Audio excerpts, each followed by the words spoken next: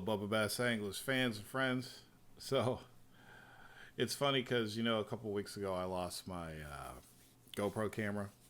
So the thing about having a GoPro camera is while you're fishing, it can record stuff.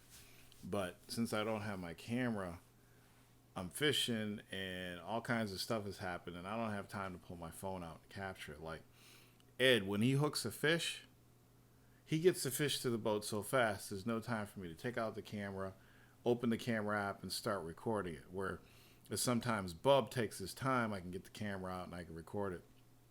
But it's been really difficult. So I just wanted to tell you some of the things that happened yesterday since I didn't have it all on video. We fished from 5:30 till like 7 o'clock. We fished like 13 and a half hours. It was ridiculous. We fished all day at the Charles River. And it's like we were so tired and so tuckered out, but we just could not stop fishing. We've come into this zone, this mojo of being able to pick apart these locations we fish. And it's like, you know how you get skunked sometimes and you go fishing, you might go fishing 5-6 hours and you come back with no fish.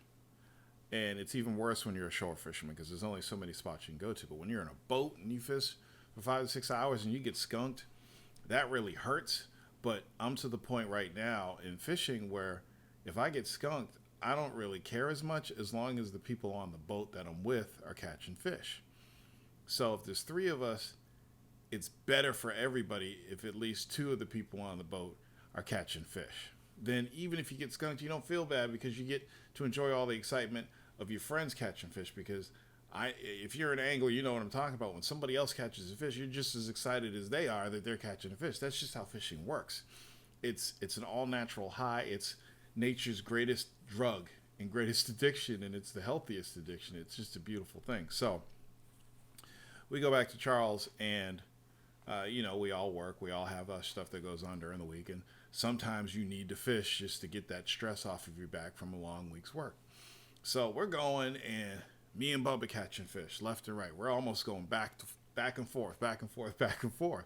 I catch fish and he catches fish. I catch fish and he catches fish. And it's a 13-hour day, so we have many lulls in the day, but throughout those lulls, we might get a bite and pull one in. And we lost a couple fish. We all lost fish. So as many bites as we were getting, we lost a ton of fish. I mean, fish that we were pulling in that got off our hooks. So, so we're having a good day. But the whole day, Ed's like, he's complaining because Ed's not catching any fish. He's breaking stuff off that he has to re-rig. So he's losing hooks. He's losing lures. And he's just having a bad day. And me and Bub are just living it up. We're like, just keep fishing, Ed. You'll eventually get something. Now, a few weeks ago, we went to Lake Cochituate. And me and Bub fished for like 12 hours. Bub did not catch a fish the entire day. But I wasn't leaving that lake until he had a fish. The final hour, literally 30 minutes before we left, he catches a bass. Because we've learned how to pick these places apart. We've learned that if you hit enough strike zones, if you hit enough of the area, if you pitch to enough places, you will eventually catch a fish. You'll eventually catch a bass. So we're doing this at Charles, and we're killing it. We're catching fish. Ed's just having bad luck. So you guys know about whopper ploppers. If you're a bass fisherman, you probably know about whopper plopper. Look it up. It's a great top water wake bait. It's just wonderful. It's something that's kind of new. Bass love whopper ploppers. So Ed has whopper ploppers. I bought whopper ploppers. I gave one to Bub because he's interested in them now because last week I got a nice top water hit and a nice fish off a whopper plopper, which I didn't have on film because I didn't have a GoPro and I was the one catching the fish. But anyway, so we're fishing. Ed's just having a bad day. He's having a suck-ass day. And me and Bub are killing it. And we're trying to tell him, positivity. Get rid of the negativity. Keep the positivity. And like, co-angler Marv says, don't make excuses, make adjustments. I'm like, Ed, make some adjustments. Change your colors. Try different baits. Just keep going. Never quit. This is supposed to be fun. So if you keep going, I keep telling him you're eventually going to catch a bass. So he's like, I don't know. So while we were looking for bass, we're sitting there and we're pitching and pitching.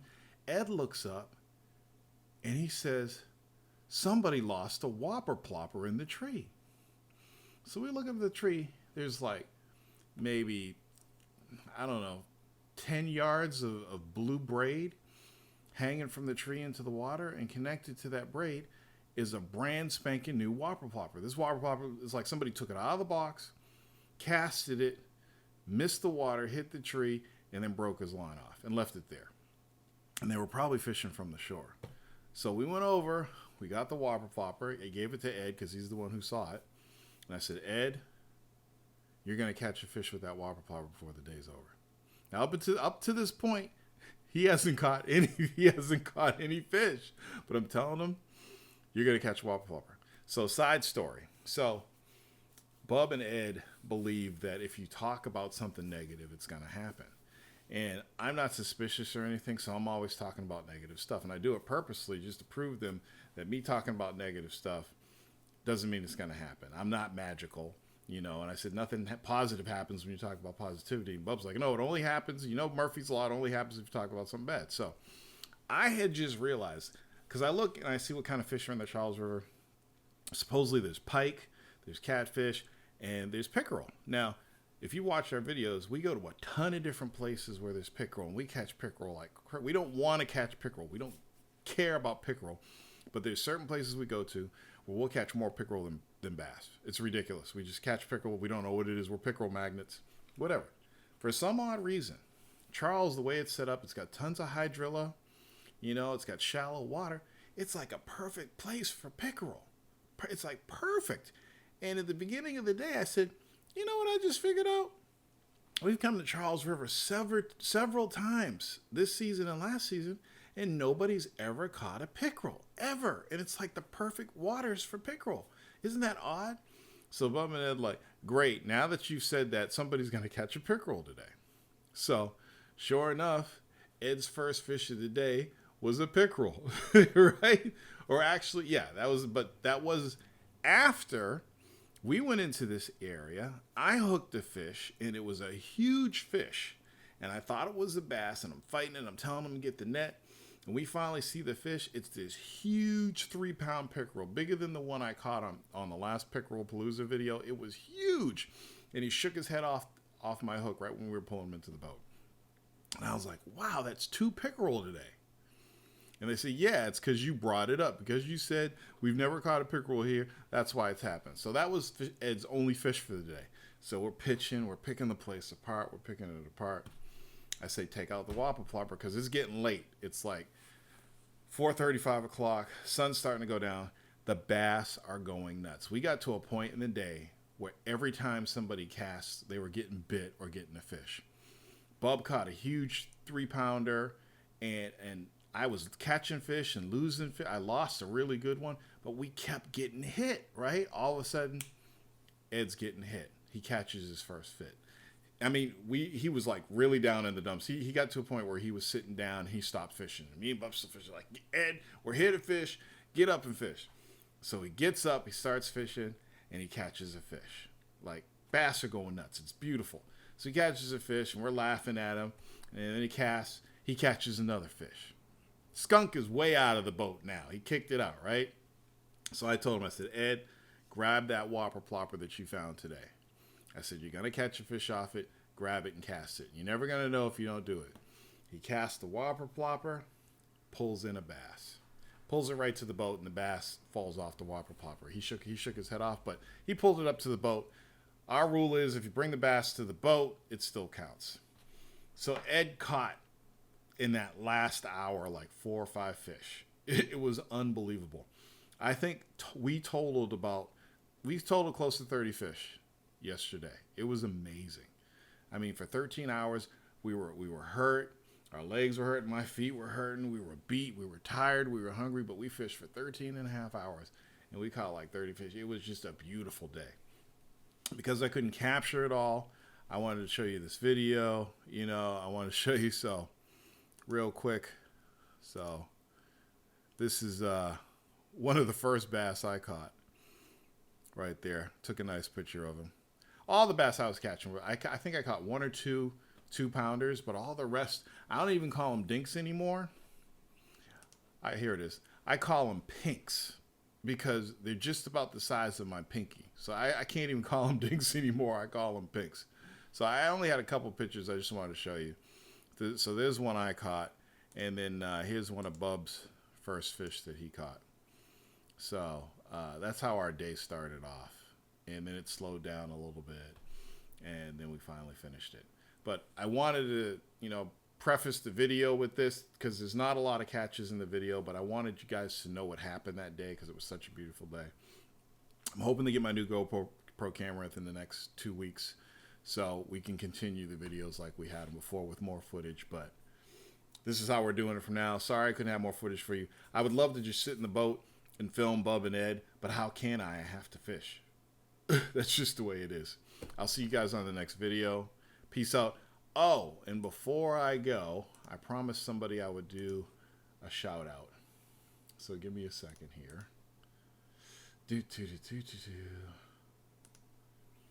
As always, shout out to co-angler Marv, and I got to give a shout out to this one kid I promised I'd give him a shout out to. If I can find the video. He's at, if you just do a search at Swishfish on YouTube, you'll find him. Or if you could look at my subscribers, he's under the channels that I subscribe to. So Swishfish, Co-Angler Marv, Massachusetts Kayak Bassin, MFA Fishing, who else? Tactical Bassing, Mikey Balls Fishing, of course, and Crazy Bass Fisher. Shout out to all you guys. Oh, and Key West Kayak Fishing. Some of my favorite channels. So I will see you on the next video. Peace out.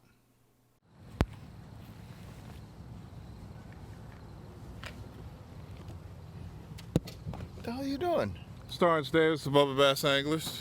Get the damn tie downs off the boat. I thought you already did that. I'm recording now because I wanted to show you how we take off the tie downs. It's just like that, and then it's off. And then Bub usually does the other one because I don't know how to do it, so, How to do it.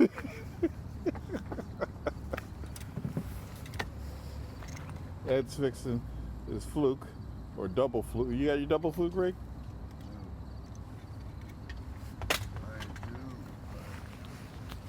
Here we are at Charles River Wall, fam. Back to the Charles. We love this place.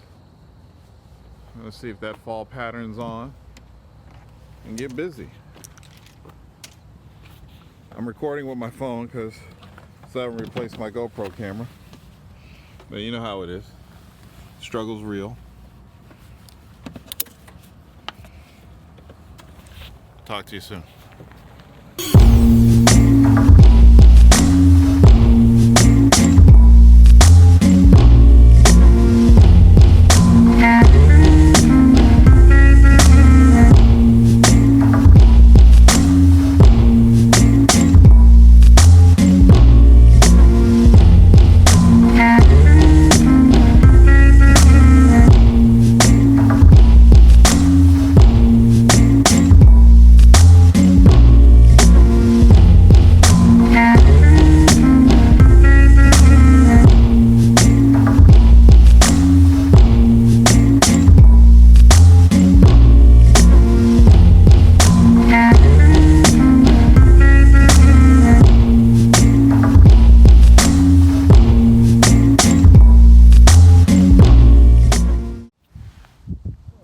Friendly Swan's getting really close to the boat, but he's growled a couple times. And I think he just wants to let us know this is his territory and that he can get us in the water and drown us. He's going to go right in front of our boat.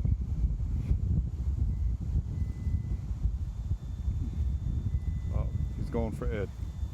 Ed. He's waiting for the right time.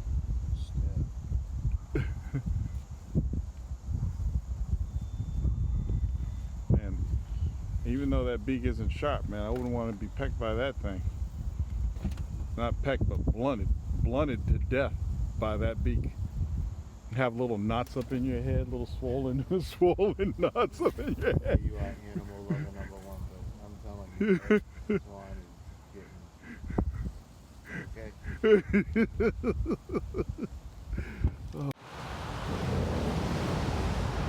Small Bass Anglers. It's kind of weird filming with just my phone because you guys miss a lot of stuff, but you know, we're on the Charles Waltham side. It's raining right now, so we're taking refuge under a tunnel until the rain stops, and then we'll be back at it. Everybody's caught fish today. I had the personal best pickerel of my lifetime on the line, but he got off. But it's been an interesting day, you know, been a long, very interesting day. So catch you soon.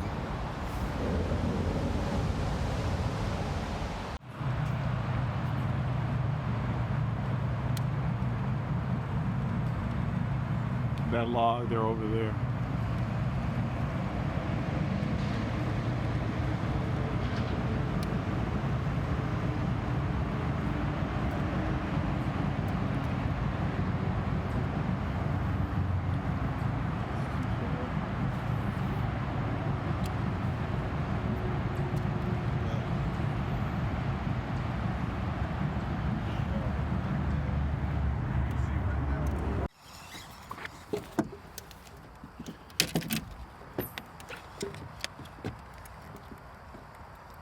Oh, damn, it's a monster. Can you lip? Yep. Can you lip? You're right there. Bring him up. He's a monster. Nice. That is a big Yes. fish. You came over here for a reason. Woo! Nice. That is a juicy Nice. fish. They're in here. They're back here. Oh, that's a nice fish. Bub's been waiting for this fish all day long. Yeah. All of us have. But especially you. Okay. That's a nice fish. It is. 3-pounder, easy. Chunky. Easy 3-pounder. Cool. And we don't even have to weigh him no more. Nope. What, do you get him in those mats? Yeah, just over there chilling in the mats. Yeah. If you pick apart everything, you'll get the fish. Yep. Yeah, do you use swim sinkers? Sometimes, Yeah. yeah. But anywhere where there's fish with teeth, I don't really like to because they turn them into regular sinkers. Drives you nuts.